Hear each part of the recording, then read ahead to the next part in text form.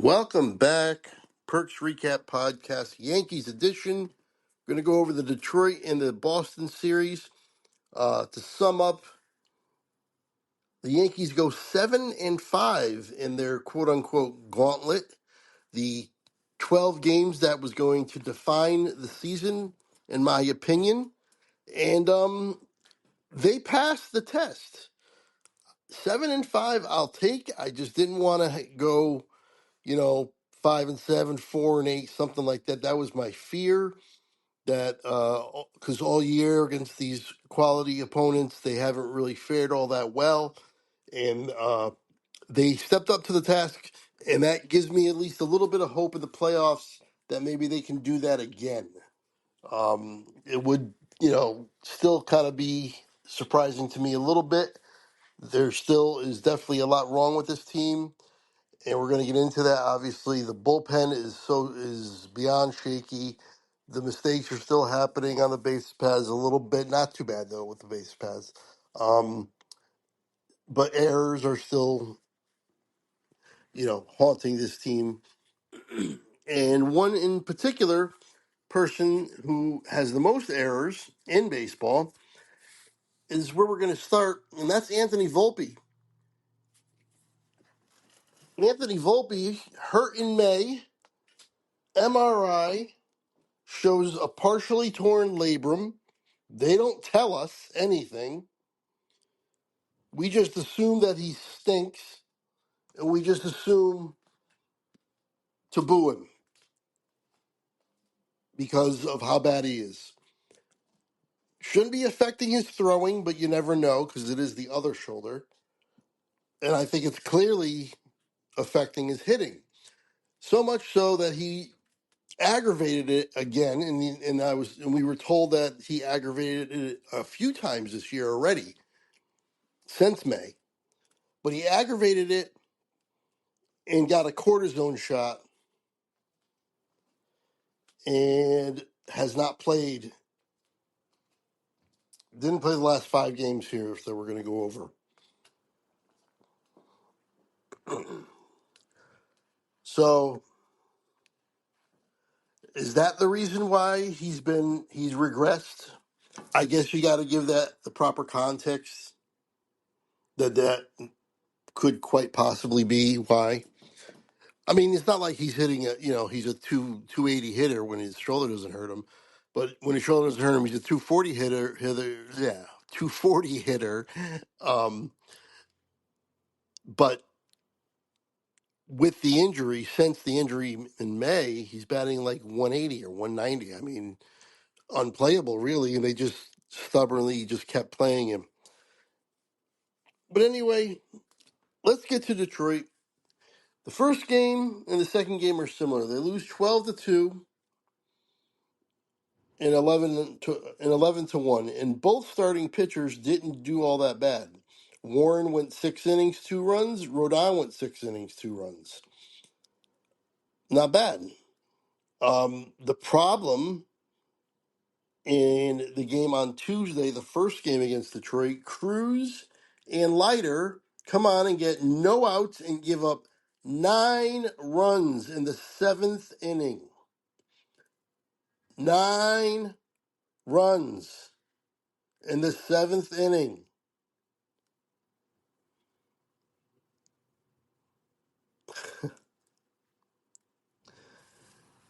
Tim Hill came on after this. Blackburn came on after that. He gave up an unearned run because there was a throwing error by McMahon. But, I mean, it was late. The game that was already out of hand at that point. 12-2 loss, like I said. Cruz, surprising he gave up as much as he gave up, to be honest. I like Cruz, and he just blew up in this one. But Leiter has been doing this pretty consistently all year. I don't understand their infatuation with Leiter still. He came on, gave up two hits and a walk, 4 earned runs, didn't record an out. ERA for the season is at 5.15. What else do they need to see from this guy to realize that he stinks? He's not any good. He shouldn't be on the playoff roster, but I know he will be. Cruz even giving up 5 runs and not recording an out. His ERA for the season is still only 3.76. 5 runs, no out, ERA still under 4. Lighters is over 5. What are we doing? What are we doing here? Judge and Bellinger hit home runs. Judge number 44, Bellinger 28. They had 4 hits in the whole game. 4 hits, 2 guys, 0 for 3 with runners in scoring position. So they weren't getting anybody in scoring position either. 3 guys in scoring position all day, and 2 left on base. And nobody got more than 1 hit. There were no 2-hit batters for the Yankees. And that was the first game on Tuesday. The 11-1 loss on Wednesday, 10th.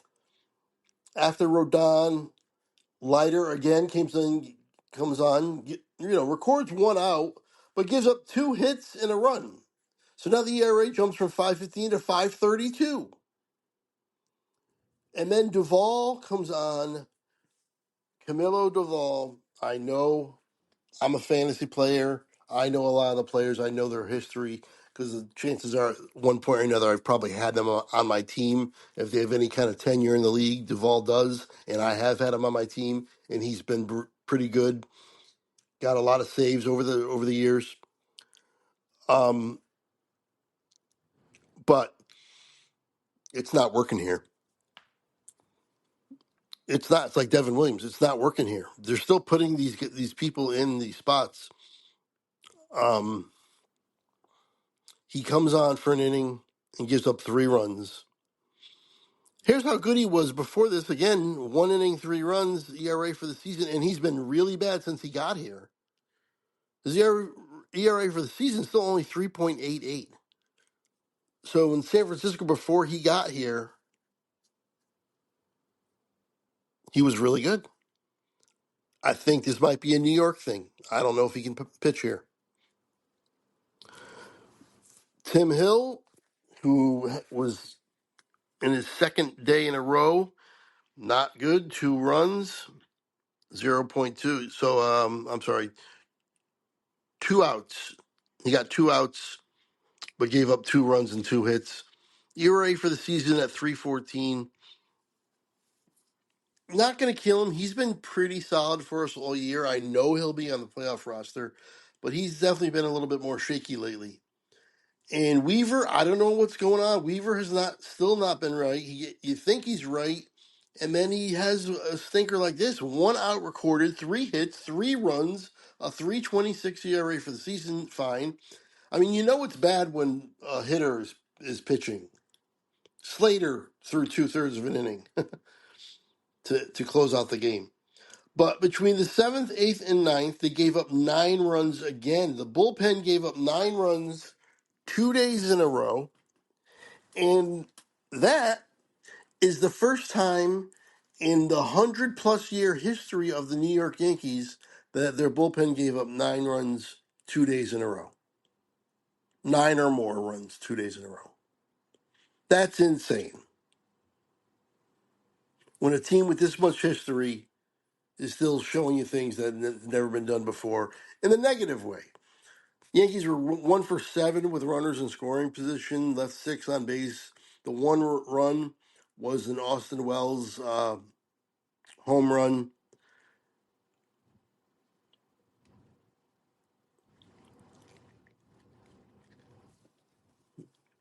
Nobody had 2 hits again, second day in a row. And I was a little concerned in the last video of the last game, saying that they hadn't been hitting the last couple games, and I was concerned going into the Detroit series. And it followed the first 2 games in Detroit. They scored 2 runs and 1 run. Not hitting. And then they got their hitting shoes on in the 3rd game. Cam Schlittler is making a case for a playoff start over Will Warren.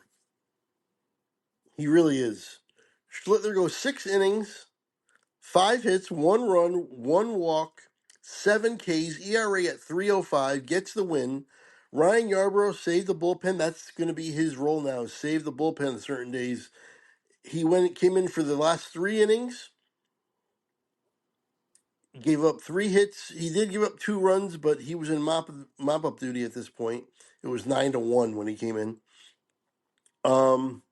Struck out 2, his ERA at 3.82 for the season. The Yankees come out with 14 hits. They bust out. Jazz with a stolen base, his 28th. He went 2 for 4. Caballero, 2 stolen bases, up to 45 now. He was 2 for 3. Judge, 2 home runs. Judge home run power is resurged here. He's up to 46 at this point, 3 for 4. Stanton hit his 20th home run. Goldschmidt, 2 for 5. Rice, 2 for 4. Like I said, 14 hits. And with Stanton hitting 20, I think the Yankees have 8 guys with 20 or more home runs. I think it's 8 was the number I heard. That's crazy. Okay, then we move on to Boston.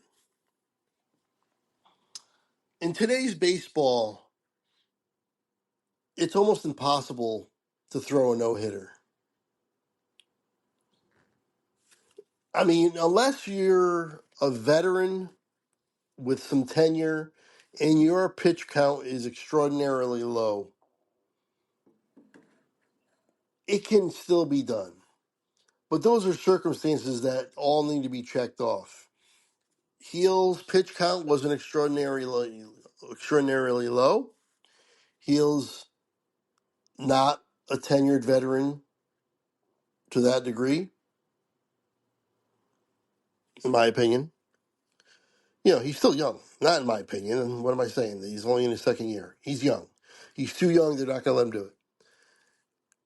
But he went 6 innings, no runs, and 0 hits. Had a no-hitter through 6. But the pitch count was getting up there a little bit. Again, they're not going to let him go the 8 or the 9, I'm sure. That 4Ks ERA at 2.83 for Heal. He will be starting in the postseason for sure. Fernando Cruz came on for an inning. He gave up the first hit and he gave up the first run. So back-to-back outings for him that weren't all that great. ERA at 3.89. Devin Williams,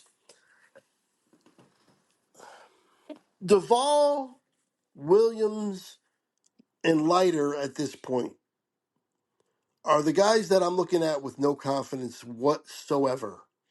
And they're throwing them in. They didn't do it with Leiter in this one.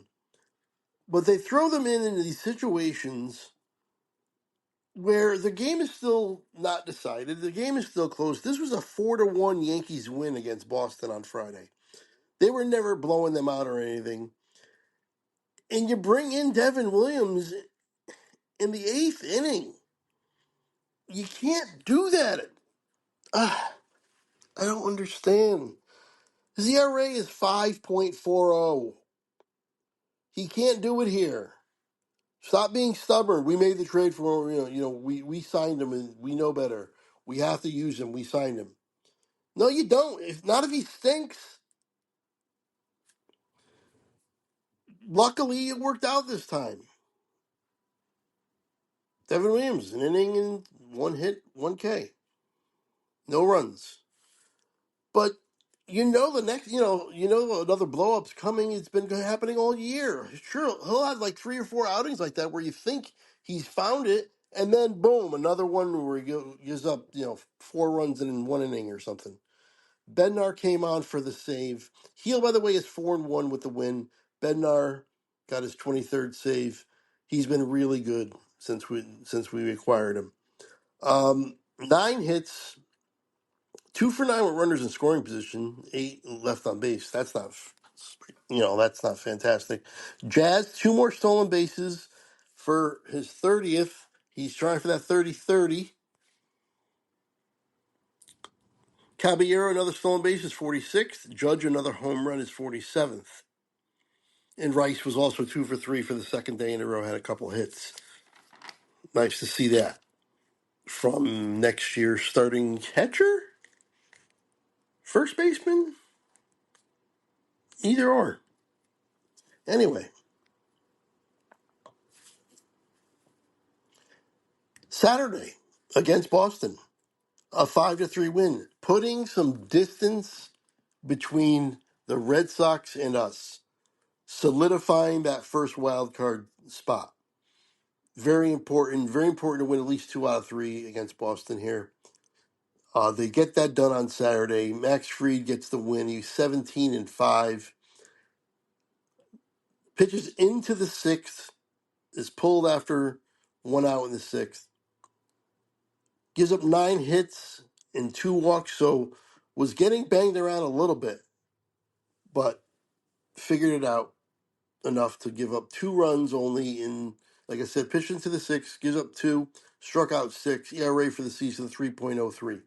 Weaver, better, 2/3 of an inning, struck out both guys, came on in a situation where there was runners on base and struck out both guys. Fantastic job there. Devin Williams again in a tight game, a game they won 5-3, comes on for an inning in the 7th inning. Luckily for the second time in a row, doesn't give up anything. And Fernando Cruz for the 3rd time in a row gives up a run. So his ERA creeps over 4 now. He's I don't know what's going on with him now. I like him. I've always liked him, and I like what I've seen so far this year. But he's gotta have a few in a row now. Otherwise, he's going to be in that same Duvall, Devin Williams, lighter area in terms of not being able to trust them. And Bednar once again came on for another inning and another save, his 24th. Did Bednar pitch all 3 of the games against the Red Sox? Oh wow, he did. No, he didn't. He pitched the last 2. Okay. Fried actually had a throwing error, which is surprising because he's a very good fielding pitcher. He usually gets the Gold Glove. 3 for 11 with runners in scoring position, 9 left on base. Yankees had 10 hits. Jazz hit his 29th home run, so his next home run, he will be a 30-30 guy. He went 3 for 5. Judge 2 for 3. Bellinger on 2 for 4. Like I said, 10 hits. Everybody else had 1 hit. The only home run was Jazz. Okay, now Sunday in Boston, Yankees lost 6-4. Going for the sweep, that would have been great if they could sweep. I'll take the 2 out of 3. I'll take the 7-5 on the gauntlet for sure. 8-4 would have just been that much sweeter, but it wasn't to be because Will Warren came on and gave up 6 runs in the first inning. 6. Somehow got through it and pitched the next 4 innings and got 5 innings in. The Yankees didn't give up another run after that. Red Sox scored 6 runs in the first and nothing the rest of the game. So Warren went 5 innings, 10 hits. The 6 runs, not good enough. 2 Ks. ERA on the year, 4.44. Does this put Warren behind Schlittler in the order of potential postseason starts? That's a very interesting discussion. I think Schlittler has the better stuff to be in the bullpen. Is more like a bullpen guy with how fast his fastball and things like that. But he might have earned a starting spot. We'll see. Duvall comes in again for an inning. Leiter comes in again for an inning. They didn't give up anything in either one of these. And then Blackburn, who won't be on the team in the postseason, that's for sure, comes in for an inning as well. Like I said, nothing really going on other than the 6 runs for Boston. It was enough, though. They won 6-4. The Yankees were 0 for 3 with runners in scoring position. Only left 4 on base. Ahmed Rosario, first home run as a Yankee, his 6th on the year. Judge hit another one, his 48th. He is really coming on. Caballero hit one as well. Caballero and Rosario both hit home runs. The Yankees only had 7 hits, though, and this was a strange lineup. I know, they know how important these games are, but this lineup was kind of weird. Um, it was a left-handed pitcher, of course, so they're going to have a weirder lineup anyway in there. Um, Jazz was batting like sixth or something. I don't know. It was not a not, it was a weird line. Slater was playing. Rosario was playing. Just a lot of the backup guys were playing in this one. I don't want to say they gave it away. They punted the game, but the pitching matchup definitely was in Boston's favor with Crochet, and they kind of put out a lineup, subpar lineup, in my opinion. Um, some of these lefties can hit lefties really well, but I understand it, and I'm not going to kill them because they went 7-5. And now we move on to Minnesota, who should be a team we can handle. We've handled them in the past. It's been no problem, and we'll see how we handle them this time around. And then just finishing out the year, Baltimore, Chicago, Baltimore again, I think. And we got through the gauntlet. Let's not stumble now on teams we should be able to handle. It starts tonight. Hopefully, you guys will be watching. Hopefully, you guys enjoying the podcasts and are enjoying the baseball season. It's been a good one. That's going to do it. See you on the next one.